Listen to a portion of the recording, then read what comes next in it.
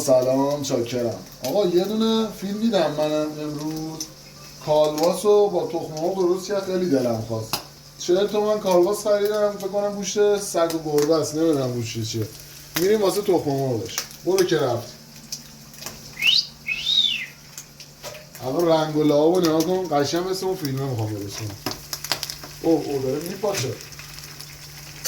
اینجوری شد. روغنش هم از ظهر یه ذره سیب زمینی سرخ کرده بودیم.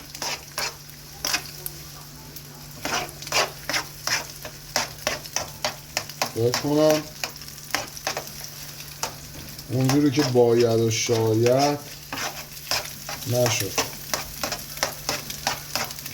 به به. مایتابمون هم نسوزه، بعضی وقتا میسوزه. هیچ وقت یادم نمیره 2-3 بار چاقو خوردم من مادرم سر مایتابه. تو با قاشق اینجوری تهش اینجوری نزن بچه جون. 2 تا چاقو بهم زد، بقیه هم فکر کردم ما لاتولوتی. بابا ما شکلات هم نیستیم. برو که رفتیم. بریم واسه تستش. با کالباس هی روزگار. برو که رفتیم.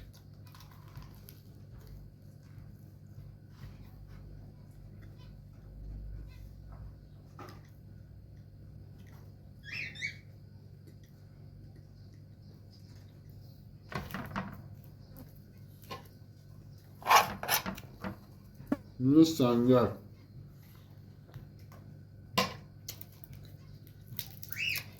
خوشمزه است.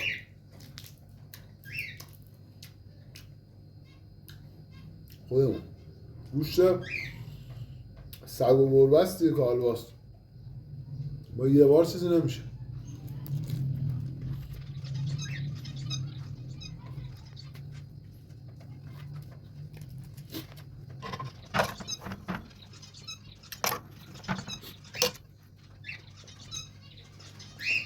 یک ذره کالباس و تخم مرغ و نون سنگک و چه خوشمزه. این هم واسه برادران افغانستان یه ترجمه زدیم. چاکر.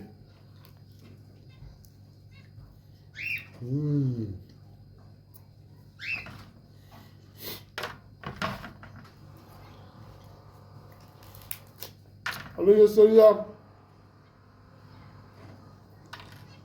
میان کامنت میذارن بابا مردم شاید ندارن اینجوری غذا. بابا 40,000 تومن کالباس خریدم، 2 تا تخم مرغ با یه نون سنگر، کلا شده 60,000 تومن.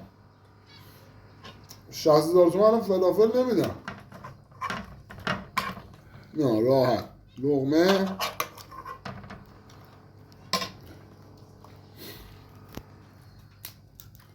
برو که رفت.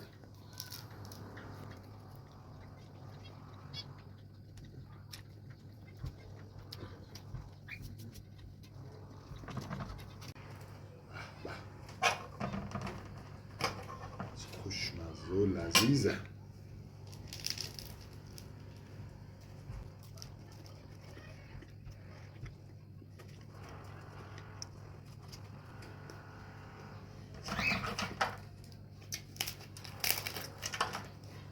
موقع غذا خوردن چک و مک و بدهی و همه رو فراموش کن. مهریه زن و همه رو فراموش کن. فقط غذا تو بخور. غذا تو خوردی با حوصله بشین بشور. اول غذا تو بخور. بخور.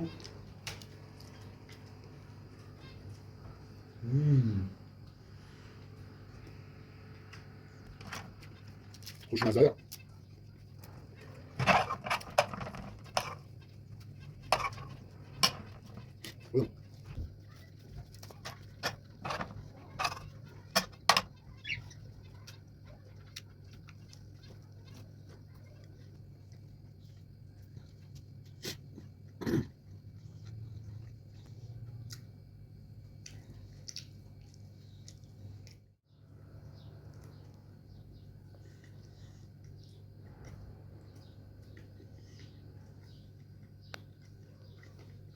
نزیله.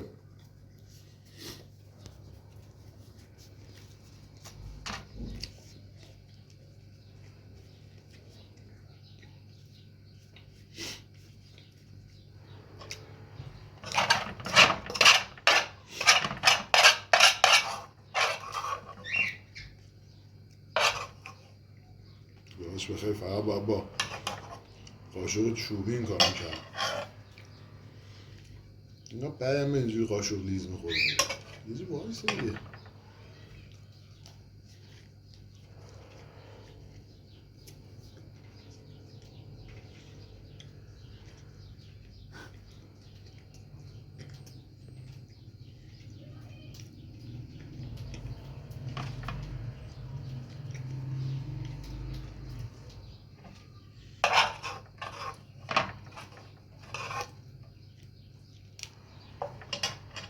اینو واسه کودک درون هم میگیرم. رقمای کوچولو.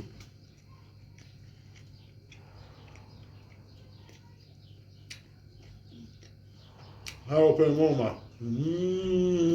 نیومد.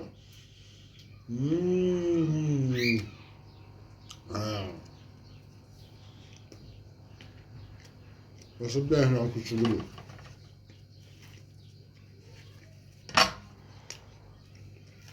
خوشمزه است.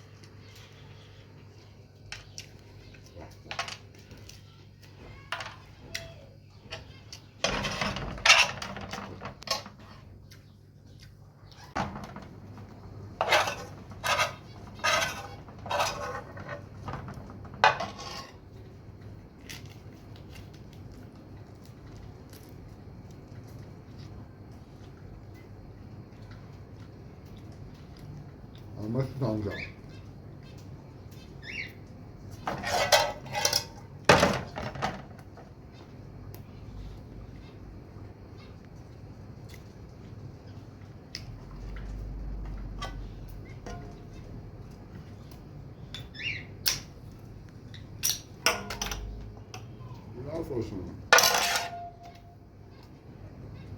زرد گرفتم به خاطر اینکه همه مشروی میخورید. دلم واسه این زرده سوخت. هیچکی نگاهش نمیکرد. پر بود تو قفسه یارو.